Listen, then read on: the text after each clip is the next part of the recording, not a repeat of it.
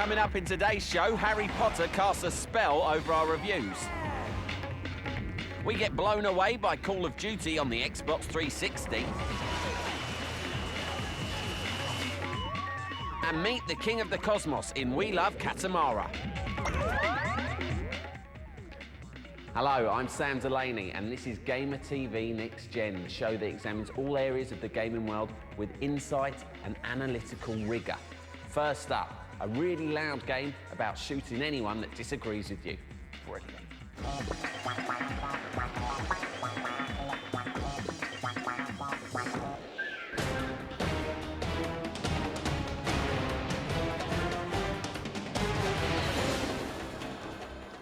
The thing about Carnage is, it really doesn't have an upper limit. Battlefield 2 on the PS2 knows this all right, and if it doesn't truly reach the ceiling of violence, then it at least worries the bloke who painted it. This is dizzying, sick-inducing warfare at its best. No, this doesn't look as good as the PC version, but there was no way it was ever going to. If detail is sacrificed, that only leaves more room for some good ideas.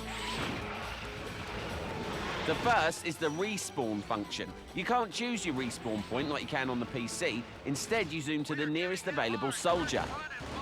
Now for the best bit, the hot swap function. This is basically respawning at will and flying into the armoured body of any line of sight character. A brilliant idea, and one that will have you rocketing across maps, into vehicles, and more importantly, into trouble.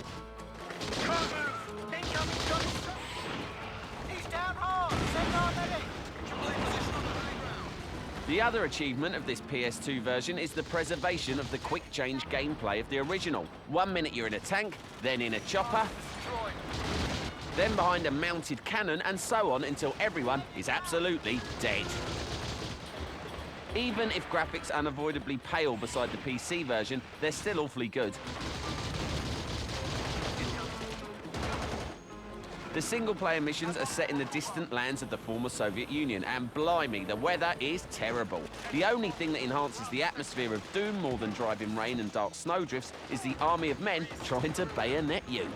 So, will Battlefield blow up our score dial as dramatically as if it were a village full of innocent civilians? Let's see, shall we? We'll give it 4 out of 5. Yes, war can be hell if you're actually out there with bullets flying at you in an uncomfortable uniform. However, if you're playing it in your front room in some comfy slippers and nothing but your favourite pants, it can actually be quite soothing.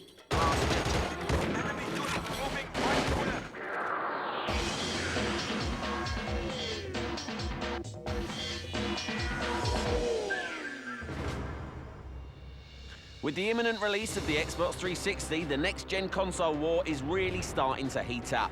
Sony already dominate the home console market, and predictions for their PlayStation 3 suggest their competitors will have a fight on their hands challenging the games giant. One key beachhead in this conflict will be Japan, a massive games market that has felt the pinch in the past few years. The Japanese game industry, sales have been dropping year over year since, 1998, 1999. It's just been a steady decline. So coming out here is not as exciting as it was or it would have been. The recent Tokyo Game Show gave Microsoft and Nintendo an opportunity to perform a preemptive strike against Sony. Bottom line is, when I read the newspapers here in Japan this morning, I think people are very bullish about our potential for success in the next time around. I think the key is the excitement obviously is about the games. And what I think most importantly, we have now got the support of every major Japanese developer and publisher for the Xbox 360 here. And that has taken literally years of work. While games like Cameo and Dead to Rights display Microsoft's commitment to new games, in reality, getting the Xbox 360 to market before anybody else seems like the real way to put pressure on your rivals. I certainly think that Microsoft is going very early, has not really had a full and complete life cycle. But by going early, Microsoft is also for Sony's hand. You know, they know that they have to get out spring 2006. Do I think people will wait for the PlayStation 3? Yes. I think that Microsoft has not done enough, especially in Japan. We need to prove ourselves as consumers right out of the box, but the key will be the games. We have a lineup of games, with games for everybody, every genre, every taste, every age, every gender. And I think that's going to be the critical difference in the get-go. And I think we, certainly when we look at what our competitors have to offer, we feel very comfortable. It's next generation in the sense that it has indeed been 4 years since the original Xbox came out. That's the only sense in which it's next generation.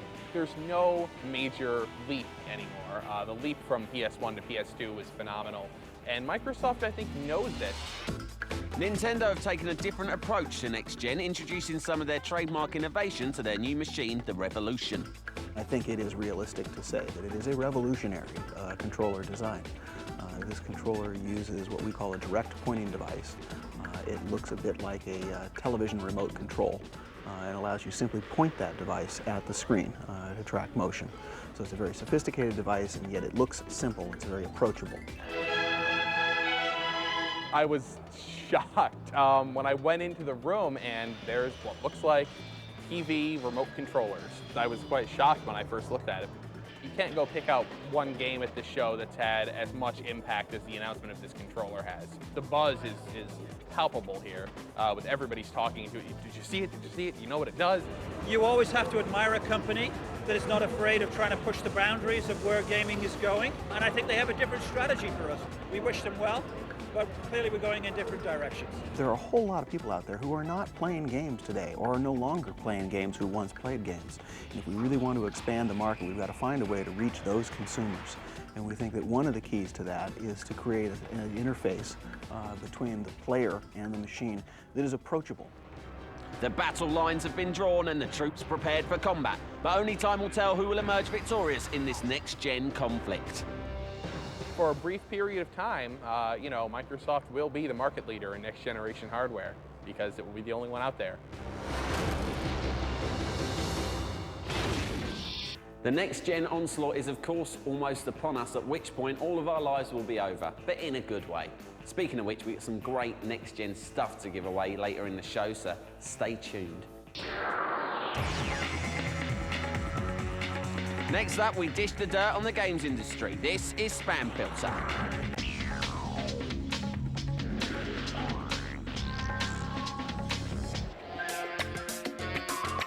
Joanna Dart's creators, Rare, may have been a bit quiet in the past few years, but they'll be making up for lost time when the Xbox 360 launches.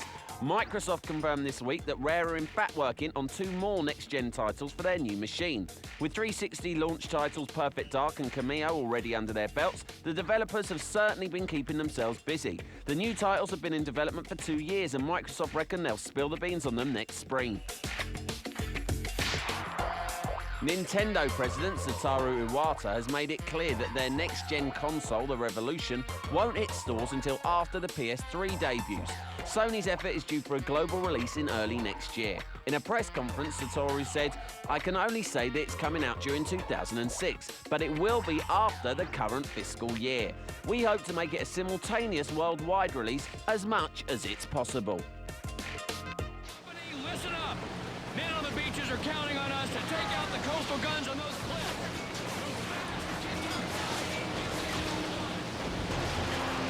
We're not ones for unnecessary gloating here at Gamer TV, but we've got an Xbox 360 and we're all taking turns stroking it. Currently lighting up our screens in every way possible is the mighty Call of Duty 2. We'll have an exclusive in-depth review for you next week, but for now we thought we'd give you a glimpse of one of the game's many stunning set pieces. It's D-Day, and your forces are sliding into the struggle for Pont du Hoc. Been done before, you mutter? Not like this. Massive explosions, debris, death on all sides. It makes the opening sequence of Saving Private Ryan look like Sesame Street, quite frankly. This is going to be one of the pivotal early games for the 360, and without wanting to give too much away, it really doesn't suck. Look out for our review next week.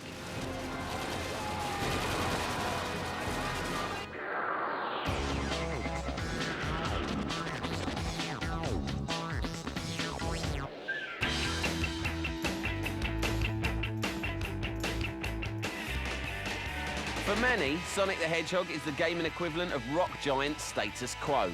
They've both been around for centuries, they never change much, and they always wear blue. Surprises are on their way, however, because 2 games are fast approaching to lend the legend some variety. Sonic Riders, or Sonic Air Riders as it's known in Japan, will see the hairy clan leaping into airboards and racing each other across futuristic cityscapes. Racing spin-offs of popular cartoon franchises are legion, of course, but this is already looking mighty impressive visually, and it's a relief that our heroes are racing something flash, as opposed to cars that Noddy would be too embarrassed to drive.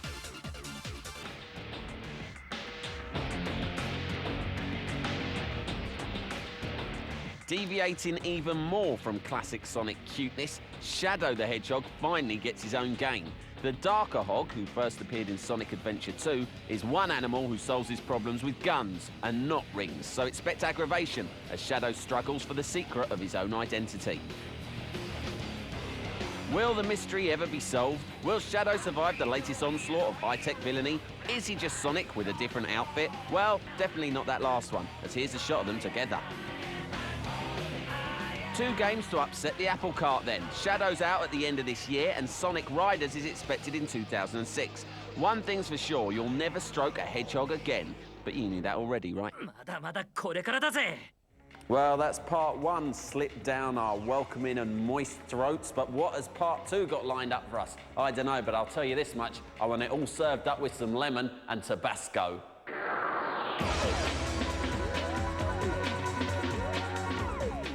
Still to come, magical goings-on in Harry Potter. Wheels spin and tyres screech on the Xbox 360. Cool. And is this the weirdest game since Bib Ribbon? Find out after the break.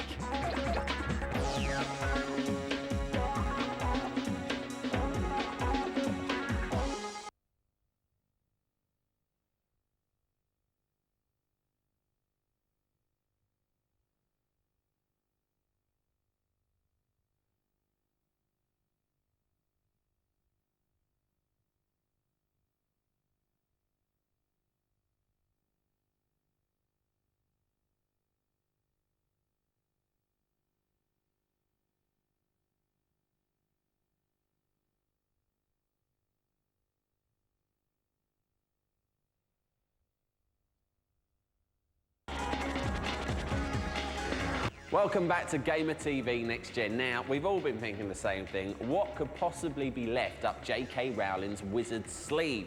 Well, I hear it's just as active as it ever was, and here's the latest game it's managed to inspire.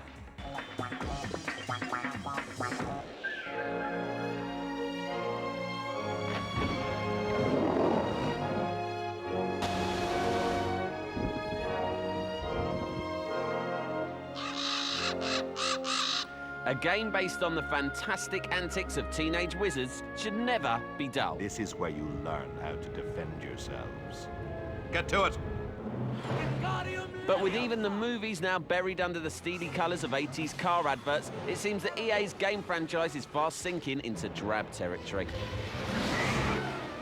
This is especially disappointing as the last tie-in, The Prisoner of Azkaban, was a good little game. This one, however, seems bitty, ill thought out, and just plain weird. Any child in your street will be able to tell you the story. Hogwarts is host to the Tri-Wizard Tournament, and Harry's name, as the surprise 4th competitor, is drawn from the Goblet of Fire. Less surprising is the fact that the challenges involve enormous dragons and not sack races.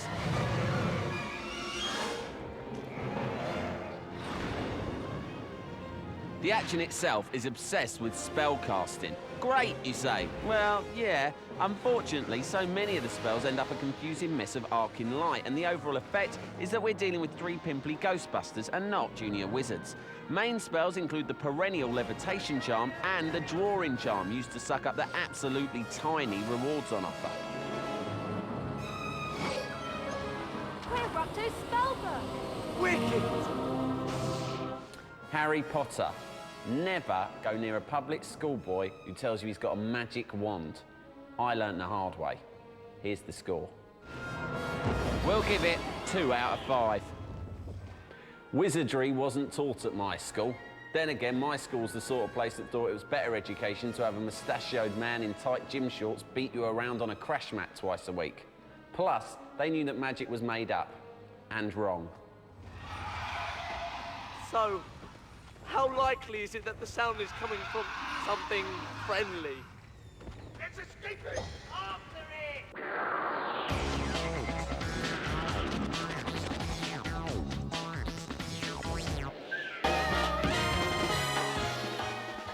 Welcome to this review, and let insanity reign.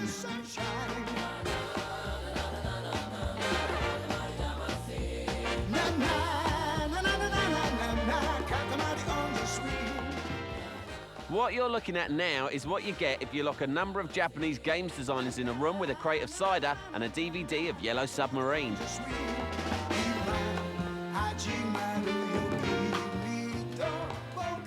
We Love Katamari breaks the rule of sequels by being twice as ludicrous as the original, thanks largely to the lengthy recap of the story at the beginning.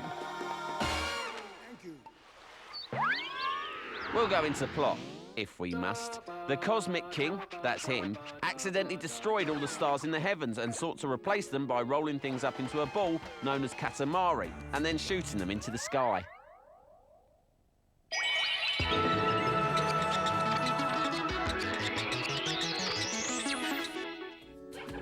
This activity became a huge hit on Earth, and now everybody wants to keep on rolling.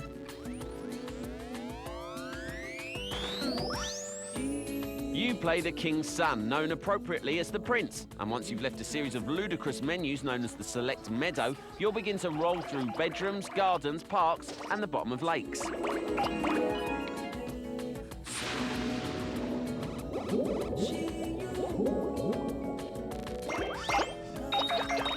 Both left and right analog sticks are used to perfect the art, and the King will set you a specific size of Katamari to create within a time limit. And that's it, really. We Love Katamari is adorable, but more than a little repetitive, due to the fact that time limits are usually long and you're over-familiar with each level by the time you reach the end. In its favour, it's safe to assume that apart from the first game, we've never seen anything remotely like this. If a regal alien rolling up fish, toys and musical instruments doesn't strike you as unusual, then we suggest you go and work on a tabloid newspaper. My brain's gone all fuzzy, I feel lost, alone, slightly tearful. Does that mean I liked that game? I don't know. Let's try and rustle up a score. We'll give it 3 out of 5. It's a brilliant game. Just try to play it when you're amongst friends and you feel comfortable in your own space and you haven't recently suffered from any sort of trauma or illness, like septicemia. OK, now it's time for this week's competition. Activision have given us a copy of Western Shooter Gun and an Xbox 360 to play it on to give away. To win it, simply answer this question. Who played the man with no name in Sergio Leone's Dollars trilogy? Was it A, Charles Bronson, B, Clint Eastwood, or C, James Coburn? To enter, phone our competition hotline on 09014 900 320. Calls cost 50p. You must be over 18 to enter. For full terms and conditions, go to www.bravo.co.uk. Lines will close midnight, November the 15th.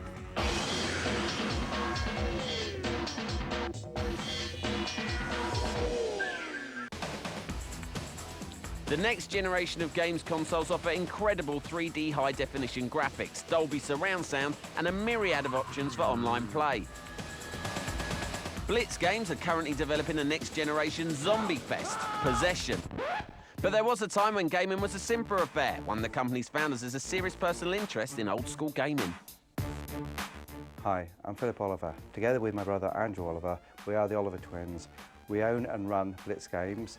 Had our first games published in 1984, and in the mid-80s had a huge success with the Dizzy series. So if this gaming veteran was locked away in a deep dark room with nothing but games for entertainment, which 5 games would he consider taking with him? Well, we at Gamer, being an inquisitive lot, had to find out.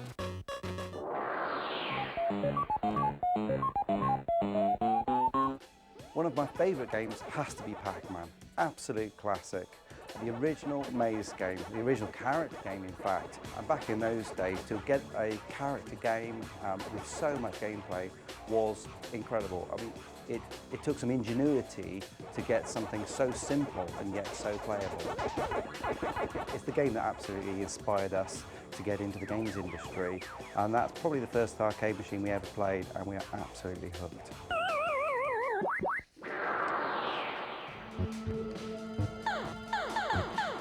One of my classics has to again go back to the early 80s. I'm afraid I'm showing my age here. But that has to be Asteroids, a very, very different game from everything else that had come before it. My brother and I were great at this one. We thought we had it mastered because there were two of us. You see, I would take the controls and he'd take the firing button and just basically rapidly hit that fire button as fast as he could to destroy all those asteroids. And you just got to see how long you can keep going.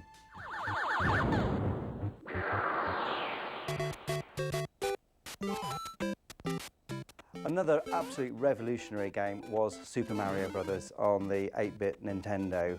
What an absolute classic game. I believe it sold 28 million copies in all and was one of Miyamoto's classics. You had from 5 and 6-year-olds playing it through to 25 and 26-year-olds, and it was so addictive, it was unreal.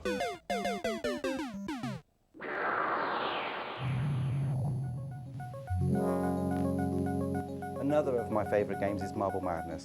When Andrew and I saw this in a local arcade, we just thought it was fantastic. It was a 3D game. We couldn't believe it. A few years later, we actually worked out that it wasn't true 3D at all. But hey, it fooled us. But it was so much fun. Very, very simple goal, get to the end. Really, really good fun.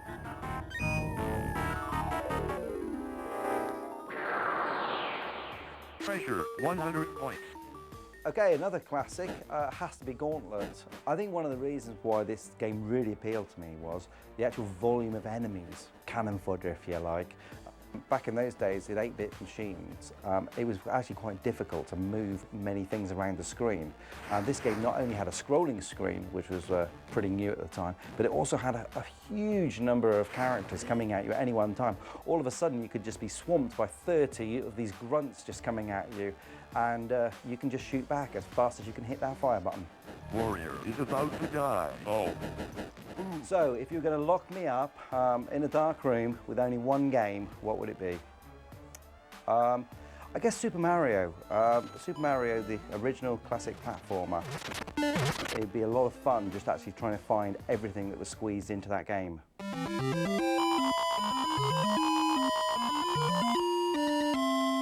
Now it's time for a game about driving really, really, really, really fast and dangerously.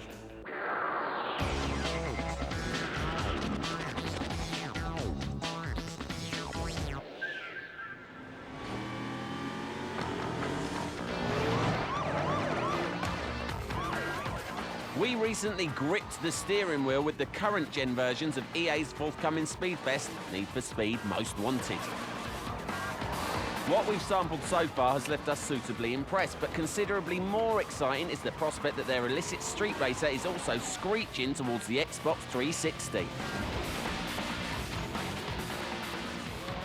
Console launches are traditionally accompanied by a racing game or two, and Most Wanted will pull up to the line alongside Microsoft's much-fancied Project Gotham Racing 3. Plot-wise, things stick to the same road as the other, less advanced platforms. You're an anonymous petrolhead who has just rolled into town, only to be immediately cheated out of his wheels by the local racing crew's rotten leader. Be careful, he'll swap paint if he has to. First, I'm gonna take your ride, and then I'm gonna take your girl. Get ready for that. As this Need for Speed is aiming to showcase the franchise on an imminent new generation of hardware, the graphics need to look like they've been injected with a whole tank of visual nitrous. You'll need a calculator to work out the polygon count per model here. Add a realistic palette of dynamic lighting and atmospheric effects, and it looks like EA's Canadian development team have certainly pulled out all the stops to make the 360's Most Wanted drop jaws. Expect to see this one on the shelves sometime around the console's launch.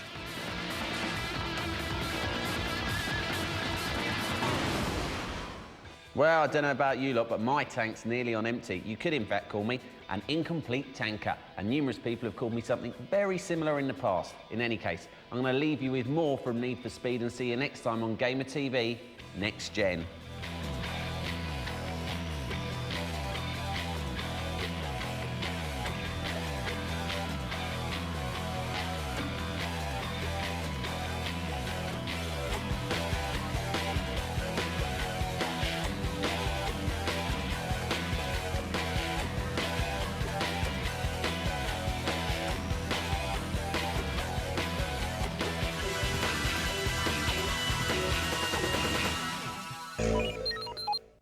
First, I'm gonna take your ride, then I'm gonna take your girl. Get